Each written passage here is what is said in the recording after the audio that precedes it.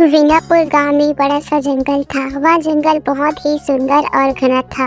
उस जंगल में जाओ तो ऐसा लगता था मानो वहाँ साक्षात वन देवी प्रकट हुई हो।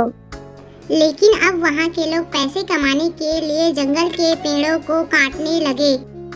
जल्द ही सारा जंगल समाप्त हो गया।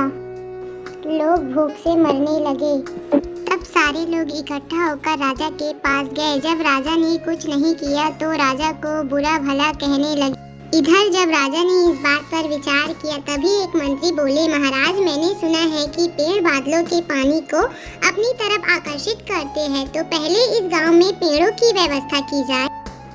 राजा को मंत्री का सुझाव पसंद आया और वे पड़ोसी देश के राजाओं से मदद मांगी। पड़ोसी देश के राजाओं ने भी उनकी मदद के लिए अपने देश के कुछ नन्हे पौधे राजा के दरबार में भेजे। जब पड़ोसी देश के नन्हे पौधे राजा के दरबार में इकट्ठे हुए तब राजा ने गांव वालों को दरबार में बुलाकर कहा कि ये पड़ोसी देश के नन्हे पौधे हैं।